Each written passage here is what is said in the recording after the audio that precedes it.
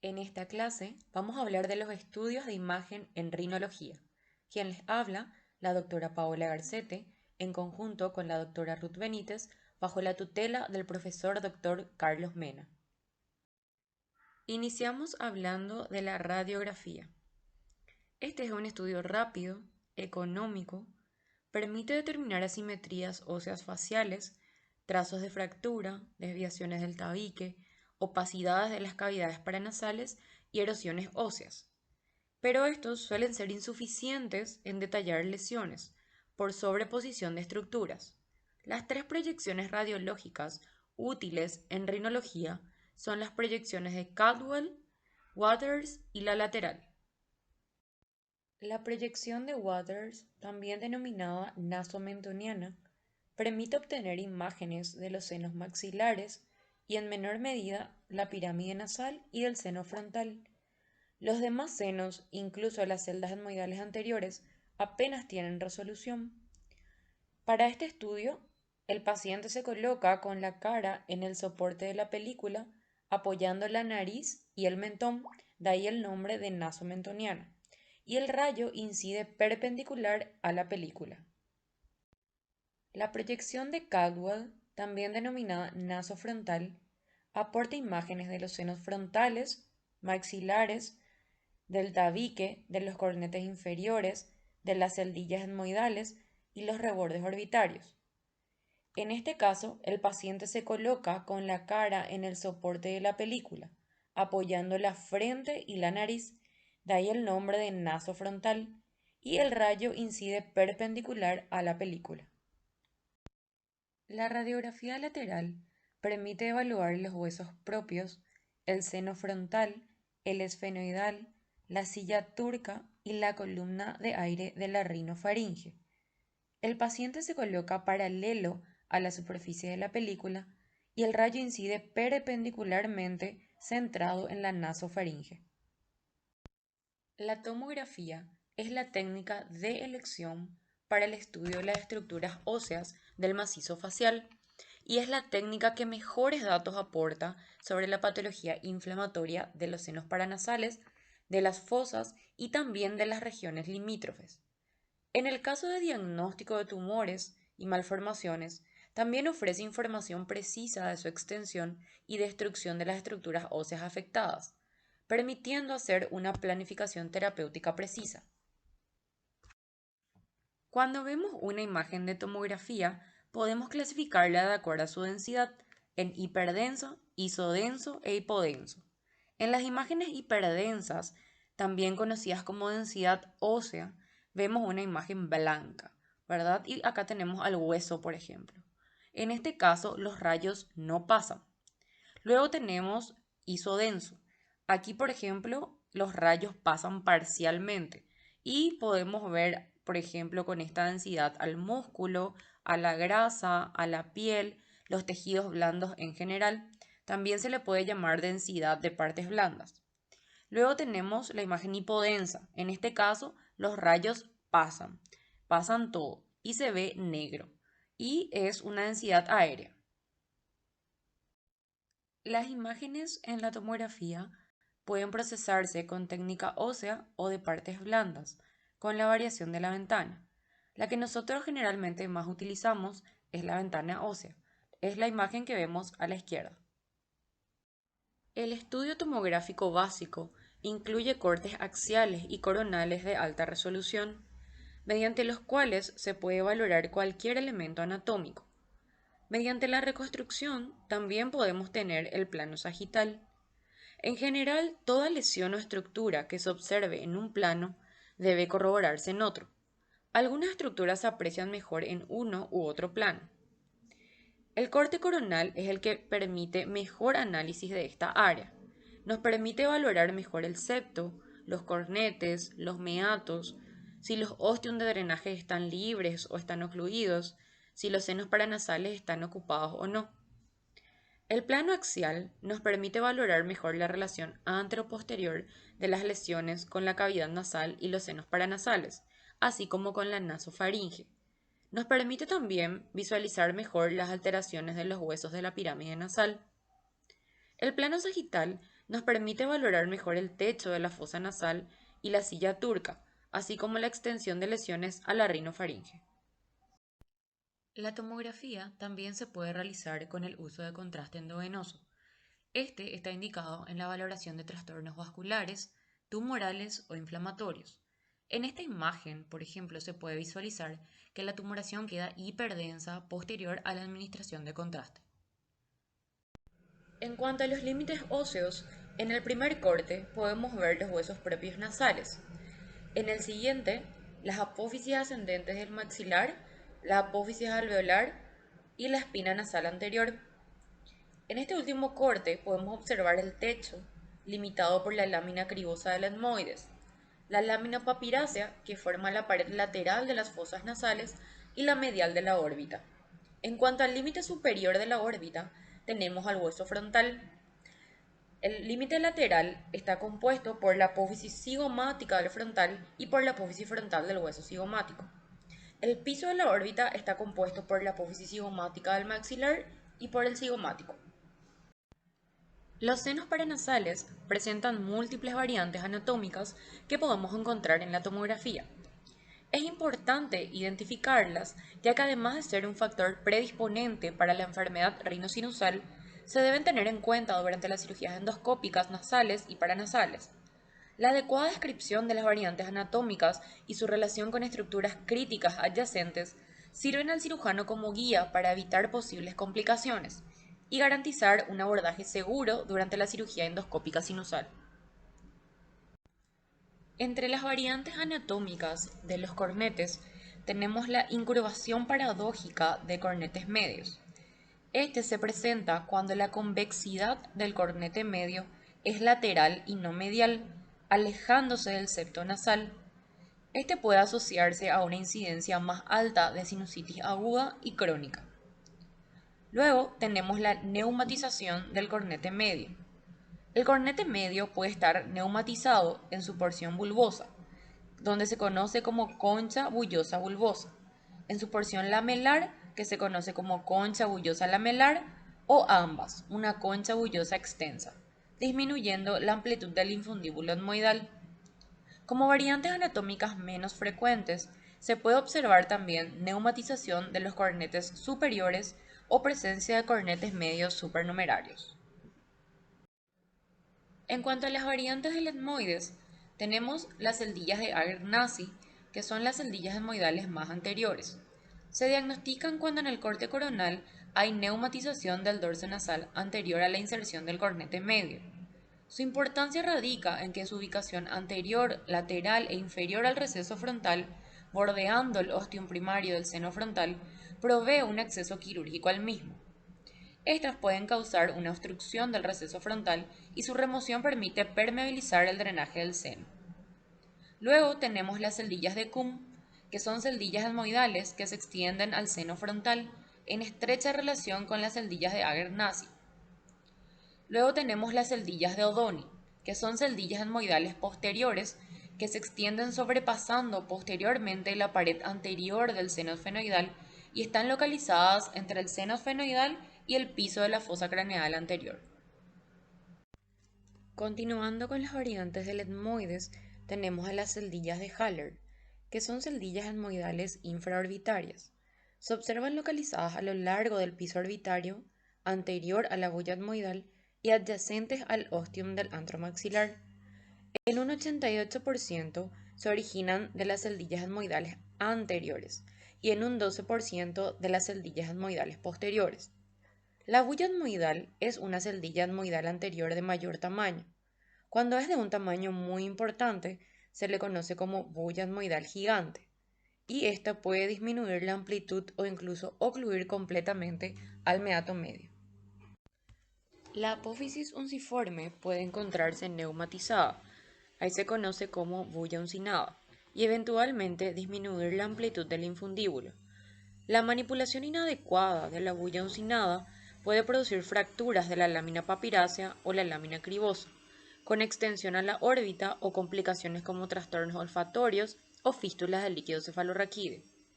Es importante además identificar la neumatización de la apófisis crista galli, ya que puede asociarse a una disminución de la amplitud del ostium del seno frontal o asociarse a un riesgo de acceso inadvertido a la fosa craneal anterior en el caso de cirugías. La altura del techo etmoidal es de gran relevancia en procedimientos quirúrgicos de resección frontoetmoidal, ya que dependiendo de la misma se pueden ocasionar lesiones iatrogénicas.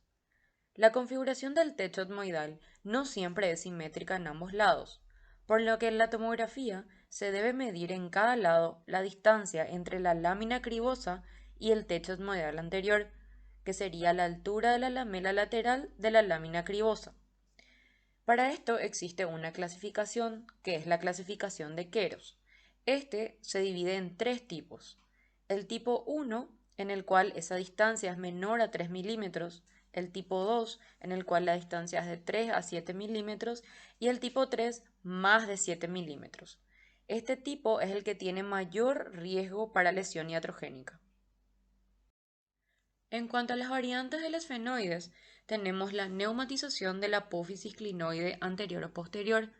Esta variante anatómica de la apófisis clinoides aumenta el riesgo de lesión del nervio óptico durante procedimientos quirúrgicos endoscópicos sinusales. La neumatización extensa del cuerpo del esfenoides también se observa en algunos pacientes, pudiendo exponer el trayecto de varios de los nervios que cursan a través del mismo, incluyendo el nervio vidiano y la rama maxilar del trigémino.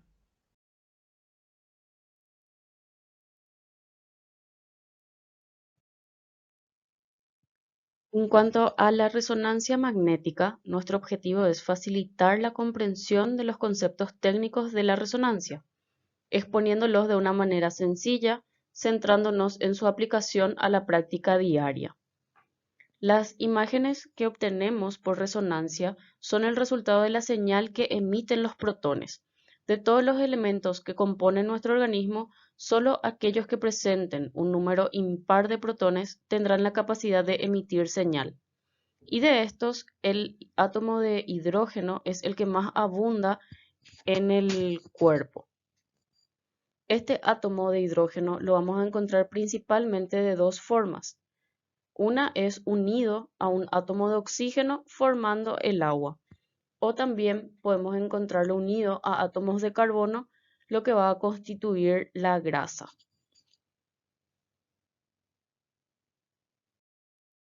Hablando un poco de física, el protón presenta carga eléctrica, lo cual le confiere dos tipos de movimientos. Uno, que sería el movimiento magnético spin, y otro, el movimiento de precesión. El movimiento magnético spin consiste en el giro que realiza el protón sobre su propio eje. Y el segundo, que sería el movimiento de precesión, consiste en el giro que realiza el protón alrededor del eje del campo magnético externo donde lo situemos. El movimiento de precesión muestra dos particularidades. Primeramente, que es exclusiva de cada elemento y también que es directamente proporcional al campo magnético externo. Es decir, que en ausencia de un campo magnético, los protones se sitúan al azar y todos con la misma energía. Pero en el caso de que los situemos en el seno de un campo magnético externo, estos protones se van a alinear adoptando dos orientaciones, que pueden ser a favor o en contra del campo. Los que se alinean a favor del campo son los protones conocidos en paralelo o en situación de baja energía, y los que se alinean en contra del campo son los protones en antiparalelo o en situación de alta energía. Por lógica, puede existir un predominio hacia los protones en paralelo debido a que estos están a favor del campo. El fenómeno de resonancia, este fenómeno tiene dos componentes, la excitación y la relajación. Hablando de la excitación, esta se da cuando la radiofrecuencia excita un protón, este absorbe la energía y cambia de nivel, es decir, que puede ir de un paralelo a antiparalelo. Podemos poner como un ejemplo que tenemos dos protones de dos átomos de hidrógeno que se encuentran en entornos moleculares distintos, uno en el agua y otro en grasa, en el interior de un campo magnético externo. Estos protones van a estar alineados a favor del campo y debido a sus entornos moleculares, sus frecuencias de precesión van a ser algo diferentes. ¿Qué va a ocurrir cuando emitimos una onda de radio, cuya frecuencia es la misma que uno de los dos protones? Lo que va a pasar es que este protón va a absorber esa energía y esto implica dos cosas. Uno, que va a cambiar de orientación y otro que va a comenzar a girar al unísono o en tiempo, lo que se conoce como protones en fase. Y tenemos también la relajación, que se da al finalizar la radiofrecuencia, el protón vuelve a su estado inicial, liberando la energía absorbida también en forma de onda de radiofrecuencia. Por ejemplo, si emitimos un sonido dentro de una cueva, el eco que recibimos va a presentar unas características diferentes que va a depender de la amplitud de la cueva, de la rugosidad de sus paredes y demás. Por eso esta onda que recibimos nos va a dar información sobre el tejido donde se encuentra nuestro átomo de hidrógeno. Existen dos componentes dentro de la relajación que son inseparables en la práctica y que ocurren al mismo tiempo, que se corresponden con los ejes de orientación de los protones. Primeramente tenemos la relajación longitudinal o T1, que depende de la interacción del átomo de hidrógeno con su entorno y es de mayor duración. Y tenemos la relajación transversal o T2, que depende de las interacciones de los átomos entre sí y es de menor duración. Esto corresponde al desfase de los protones. La resonancia es la técnica de elección para valorar la extensión de las enfermedades tumorales malignas sobre las partes blandas. En este sentido, se complementa con la información aportada por la tomografía, que informa sobre las lesiones óseas producidas por el tumor. En el caso de los tumores benignos, no se produce destrucción de hueso. Sin embargo, estos tumores producen con frecuencia una remodelación del esqueleto. Así pues, también en estos casos la resonancia informará acerca de las partes blandas y la tomografía sobre las lesiones óseas. La resonancia es la técnica de elección, con o sin tomografía complementaria, para la valoración de las complicaciones sinusíticas y especialmente aquellas endocraneales que afectan al sistema nervioso central o la órbita con su contenido. También tenemos que pedir con todos los cortes que se solicitan para los senos paranasales, que serían cortes axiales, coronales y sagitales.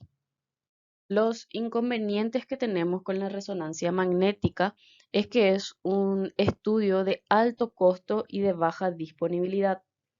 Es imposible su práctica en pacientes con prótesis metálicas, que en el macizo facial son relativamente frecuentes, por ejemplo los implantes dentales.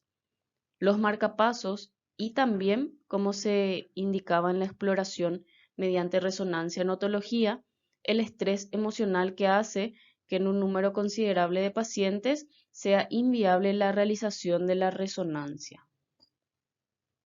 Podemos dividir la patología nasosinusal en dos grandes grupos, patología inflamatoria y tumores nasosinusales. Como ya se ha visto previamente, la técnica de elección para la valoración de los senos paranasales es la tomografía. Por el contrario, la resonancia presenta utilidad como estudio complementario, siendo posible encontrar patología nasosinusal incidental en estudios de resonancia realizados por otras causas. Los estudios de imágenes no suelen ser necesarios en el contexto de una sinusitis, salvo en los casos en los que se sospeche la existencia de complicación, en las situaciones de una sinusitis aguda sobre sinusitis crónica y en la sinusitis recurrente. Los hallazgos típicos son engrosamiento inespecífico de la mucosa, edema submucoso, niveles hidroaéreos o cúmulo de secreciones en los senos paranasales, que generalmente se ven hipointensos en T1 e hiperintensos en T2. La resonancia es más sensible en la detección del engrosamiento de la mucosa que la tomografía. En estas imágenes podemos observar en el cuadrante A una secuencia T1 en el plano axial, donde la mucosa engrosada es isointensa respecto al resto de los tejidos blandos. Luego, en el cuadrante B, observamos una secuencia T2 en el plano coronal, donde la mucosa engrosada aparece hiperintensa y las secreciones muestran una señal variable. Posteriormente miramos el cuadrante C, donde es una secuencia T1, donde hay una saturación grasa tras la administración de contraste en el plano axial. Aquí observamos que hay un realce de la mucosa inflamada, pero sin realce de las secreciones. Y por último, en el cuadrante D, es una secuencia T1 con saturación grasa tras la administración del contraste en el plano coronal. Se observa un marcado engrosamiento mucoperióstico en el seno maxilar izquierdo y un cúmulo de secreciones que ocupa totalmente el seno. Entonces, tras la administración de contraste, se puede apreciar el intenso realce de la mucosa. Hablando de la sinusitis fúngica, en la resonancia magnética, la apariencia de las secreciones depende de su contenido proteico, de la viscosidad y de la presencia de calcificaciones. Las secreciones acuosas generalmente contienen menos del 5% de proteína, visualizando las hipointensas en T1 e hiperintensas en T2. A medida que aumenta el contenido proteico de las secreciones, la señal va cambiando, siendo hiperintensa en T1 y normalmente hipointensa en T2, cuando el contenido proteico supone el 25 al 30%. En las secreciones de elevada viscosidad y en presencia de bola fúngica, donde el contenido proteico supone hasta el 40%, se visualiza una señal baja en T1 y T2, incluso no presentando señal, que esto generalmente es un patrón muy sugerente de sinusitis fúngica. Acá en la imagen podemos visualizar en la imagen A una secuencia T2, que dijimos que la imagen sería hiperintensa en T2. En la imagen B podemos ver una secuencia T1, donde podemos visualizar que es hipointensa. Y en la imagen C, que también es una secuencia T1, pero ya con administración de contraste. Podemos observar entonces en estas imágenes que hay un engrosamiento irregular de la mucosa de la fosa nasal, del seno maxilar, de las celdillas etmoidales y del seno frontal, todos del lado izquierdo en las diferentes secuencias. Hablando de los pólipos, son las masas expansivas más frecuentes del área nasosinusal. Pueden ser únicos, así como también ser múltiples.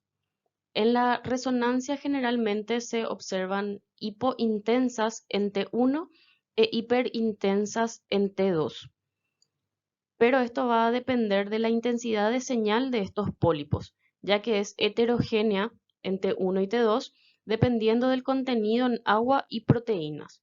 Cuando la concentración de material proteico es alta, las señales pueden llegar a ser hipointensas en ambas secuencias, simulando de esta manera un seno normalmente aireado.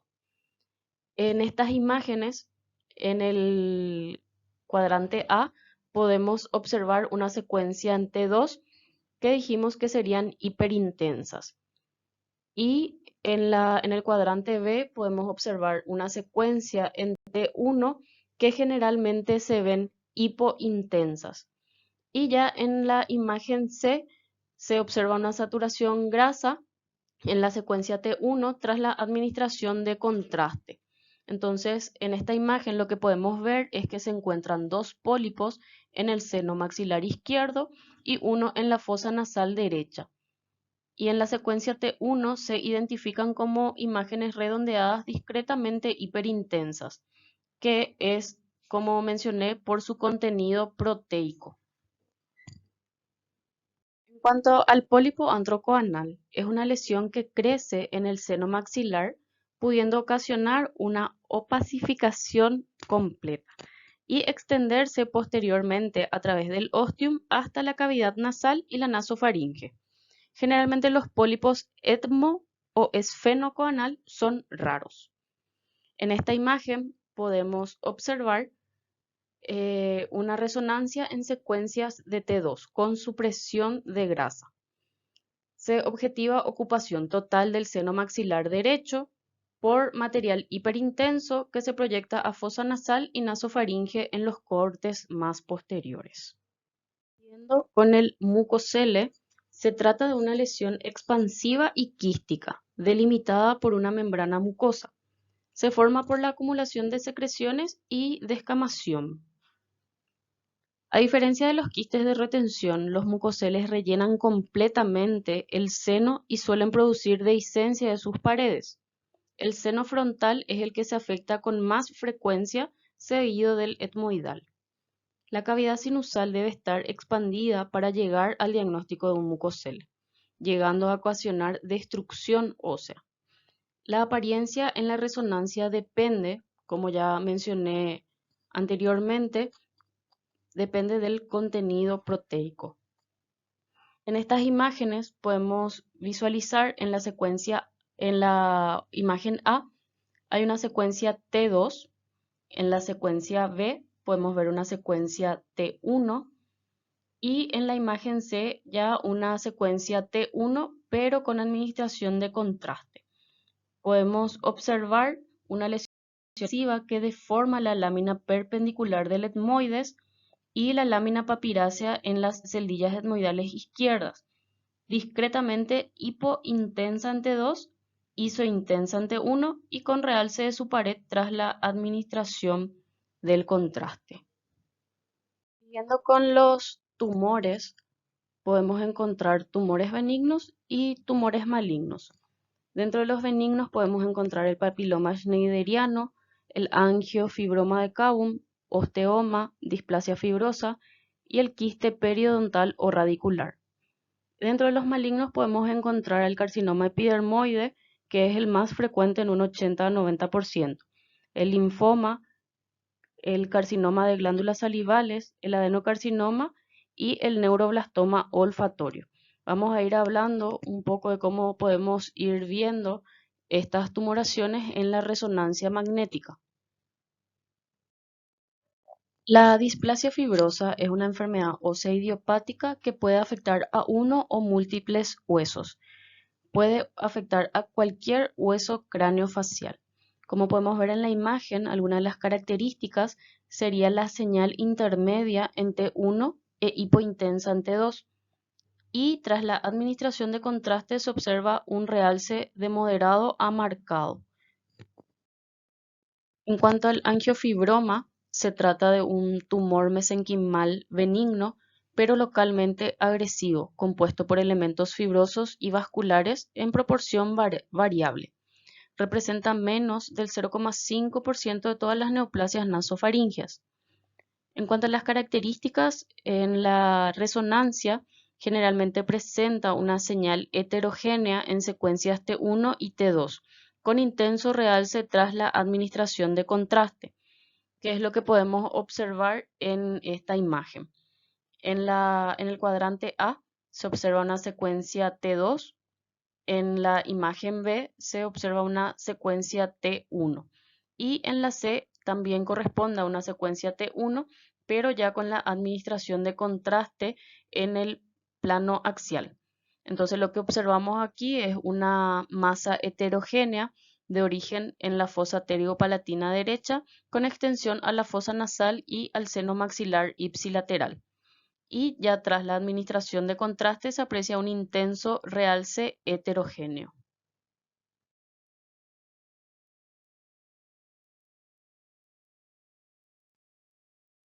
El carcinoma epidermoide es la forma más frecuente como mencioné anteriormente, Pero tenemos que tener en cuenta que las características radiológicas de una neoplasia maligna nasosinusal puede ser variada y no existe una evidencia suficiente para que una prueba de imagen llegue a un diagnóstico patológico concluyente en la mayoría de los casos. En esta imagen podemos ver un carcinoma epidermoide, donde en el cuadrante A y B se observa una secuencia T2, en el cuadrante C y D una secuencia T1, ya en la D se observa una administración del contraste y lo que se aprecia es una masa heterogénea que ocasiona destrucción del suelo de las paredes medial, lateral y superior del seno maxilar, con invasión de la fosa nasal, de la órbita, la fosa pterigopalatina y la fosa temporal extradural. Existe una restricción a la difusión, lo que sugiere una alta celularidad. Y ya tras la administración de contraste, se objetiva un intenso realce con área de necrosis central. El neuroblastoma olfatorio, o también conocido como estesioneuroblastoma, es una neoplasia de origen neuroectodérmico que se origina del epitelio olfatorio, localizada de forma característica en el techo de las fosas nasales. Se trata de una lesión infrecuente que supone el 2 al 3% de los tumores malignos del tracto nasosinusal. En esta imagen podemos observar el neuroblastoma olfatorio. En la imagen A observamos una secuencia T2, en la imagen B una secuencia T1 y en las imágenes C y D una secuencia T1, pero ya con administración de contraste. Se identifica una imagen heterogénea con zonas de degeneración quística localizada de forma característica en el techo de las fosas nasales y existe una invasión del hueso frontal e intracraneal, con afectación meningea pero no intraaxial. No podemos dejar de mencionar a la fístula del líquido cefalorraquídeo, que es relativamente frecuente en pacientes con fractura de base de cráneo. Se define la fístula como la salida anormal hacia el exterior del líquido cefalorraquídeo, siendo producido en general por un desgarro del aracnoides y de la dura madre, permitiendo una comunicación del espacio subaracnoideo con el exterior, es decir, que se genera una comunicación entre el endocráneo y el exocráneo. Generalmente en la mayoría de los centros, por su costo, su accesibilidad y sensibilidad, utilizan de rutina dos estudios imagenológicos. Primeramente la tomografía, que es principalmente para valorar el componente óseo, y la resonancia magnética para la valoración de la fístula y el parénquima. La cisternoresonancia hoy en día es un estudio de primera línea para el diagnóstico de la fístula del líquido cefalorraquídeo. En esta imagen podemos visualizar que en una resonancia magnética en el plano coronal podemos tener secuencias T2 con inhibición de la señal grasa. El seguimiento de la señal del líquido cefalorraquídeo se observa a través del lado izquierdo de la placa cribiforme, que se extiende hasta las celdas de aire etmoidales izquierdas.